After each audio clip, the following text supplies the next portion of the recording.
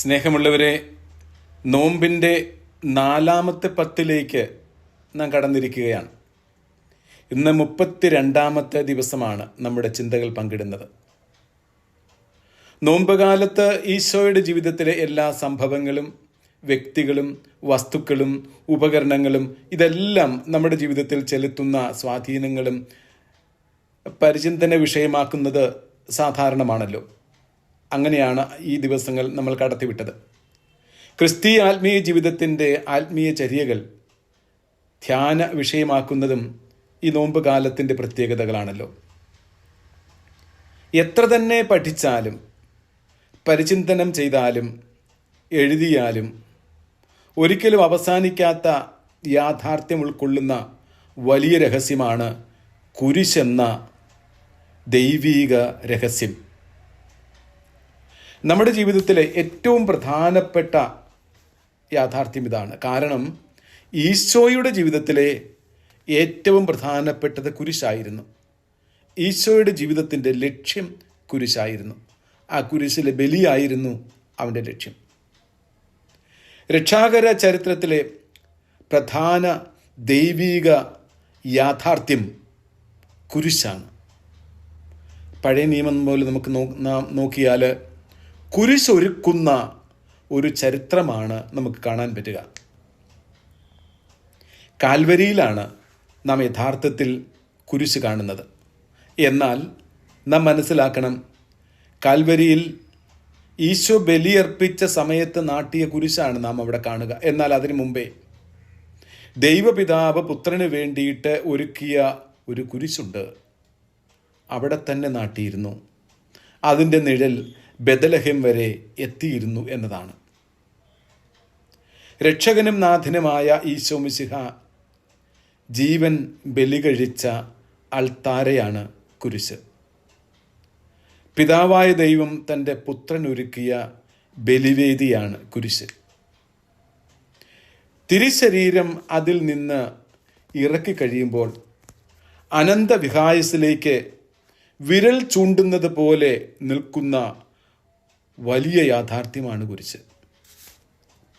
അവിടെ നാം കുരിശ് നിൽക്കുന്നത് കാണുമ്പോൾ ഏകാന്തതയിൽ എന്ന് തോന്നാമെങ്കിലും വിജയശ്രീ ലാളിതനായിട്ടാണ് കുരിശ് അവിടെ നിൽക്കുക.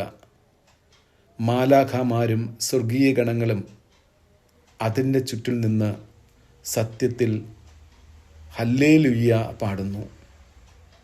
കുരിശ് പറയാതെ പറയുന്നു, എന്നിലാണ് മിശിഹ ബലിയർപ്പിച്ച ലോകത്തിന് നിത്യരക്ഷ സാധ്യമാക്കിയത് എന്ന്. ആരാധനയിലും ആരാധനാലയങ്ങളിലും പ്രശോഭിച്ചു നിൽക്കുന്ന പുഷ്പിത കുരിശ് അത് സന്തോഷവും പ്രതീക്ഷയും പകരുന്നു.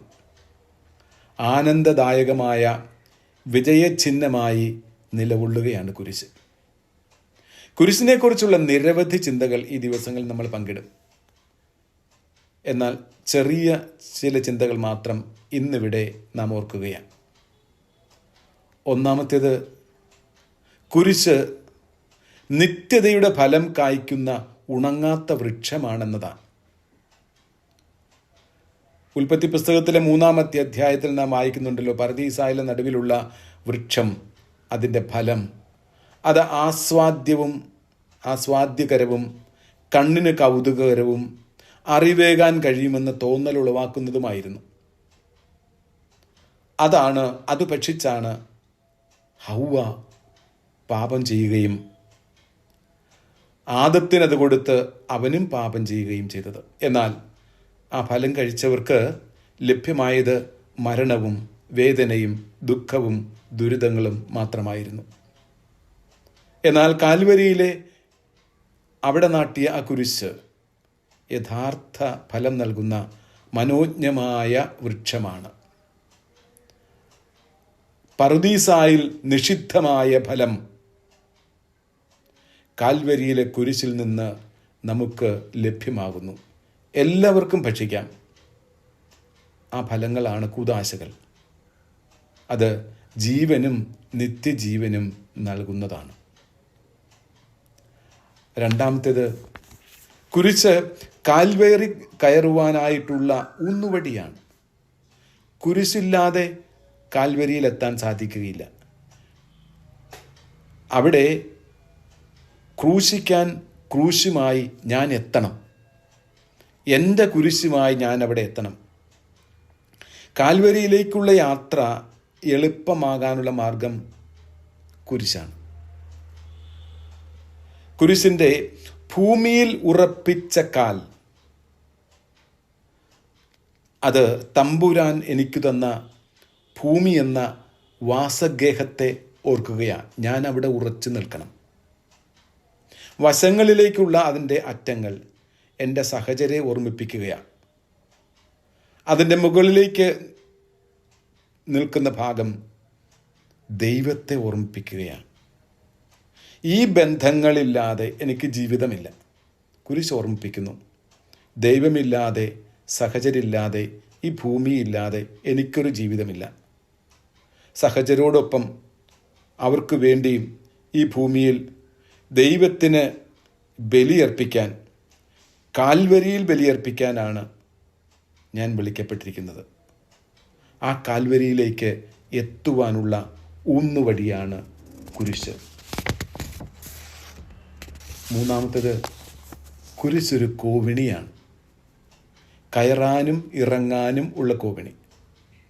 ഉൽപ്പത്തി പുസ്തകം 28 അധ്യായത്തിൽ നാം വായിക്കുന്നുണ്ടല്ലോ, യാക്കോബ് കണ്ട സ്വർഗം വരെ എത്തി നിൽക്കുന്ന കോവിണി.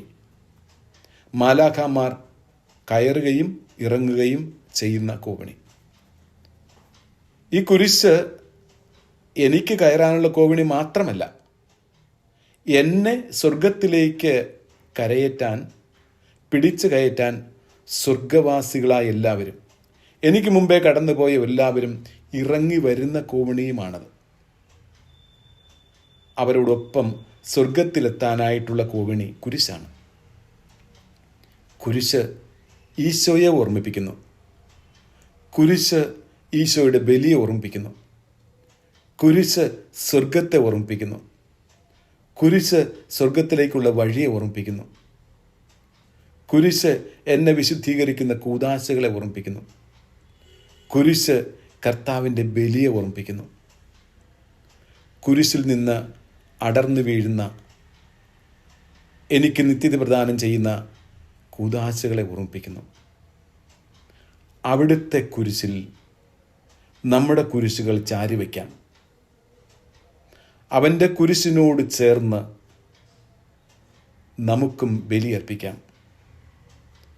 അങ്ങനെയെങ്കിൽ നമുക്ക് നിത്യതയിലെത്താനുള്ള മാർഗമായി തീരും അത്. നിത്യതയിലേക്കുള്ള സുനിശ്ചിതമായ മാർഗമാണ് കുരിശ്.